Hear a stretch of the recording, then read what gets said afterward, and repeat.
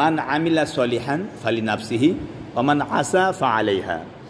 যে ব্যক্তি একটি নেক কাজ করবে আল্লাহ রাব্বুল আলামিন তাকে তার প্রতিদান দিবেন, বলেন সুবহানাল্লাহ। আবার যদি কেউ একটি বদ কাজ করে তারপর প্রতিদান আল্লাহ তাআলা তাকে দিবেন। এই জন্য আমরা সবাই চেষ্টা করব আমরা ভালো কাজ করার, আমরা নামাজ পড়ব, রোজা রাখব, বাপ মার খেদমত করব, পাড়া প্রতিবেশীর সেবা করব, কোরআন পড়ব, কোরআনের অর্থ সহ কোরআন পড়ব। হ্যাঁ বলেন, কোরআন পড়ব, কোরআন অর্থ সহ কোরআন পড়ব। বলেন আউযু বিল্লাহি মিনাশ শাইতানির রাজিম।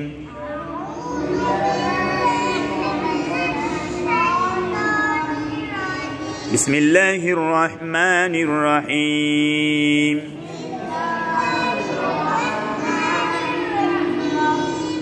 কুল হুয়াল্লাহু আহাদ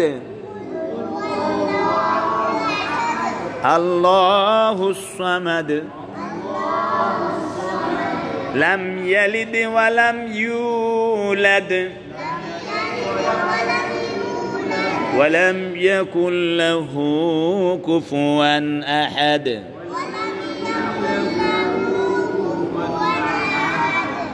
এর অর্থ কি? আল্লাহ তাআলা বলেন, হে রাসূল আপনি বলে দিন যে কুল হুয়াল্লাহু আহাদ, হে রাসূল আপনি বলুন আল্লাহ এক, আল্লাহ এক।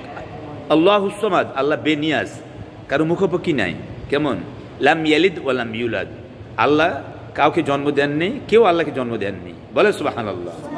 ওয়া লাম ইয়াকুল লাহু কুফুয়ান আহাদ, আল্লাহ সমকক্ষ কেউ নেই, আল্লাহ সমকক্ষ কেউ নেই, বলেন সুবহানাল্লাহ।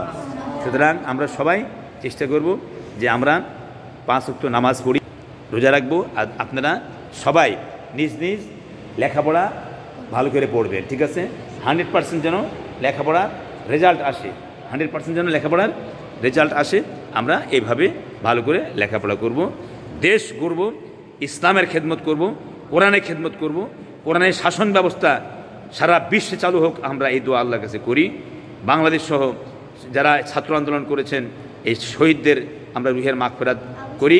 আবু সাইদ সহ আরও যারা যারা চলে গেছে সকলকে আল্লাহ তাআলা জান্নাতের উচ্চ মাকাম দান করুক।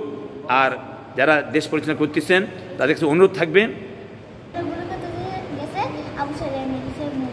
আচ্ছা ছাত্র আন্দোলনে যারা শহীদ হয়েছে তাদের ফ্যামিলিকে আমরা তাদের প্রত্যেককে সরকার 1 কোটি টাকা করে 1 কোটি টাকা করে অনুদান দেওয়ার জন্য অনুরোধ করছি। বলেন মারহাবা।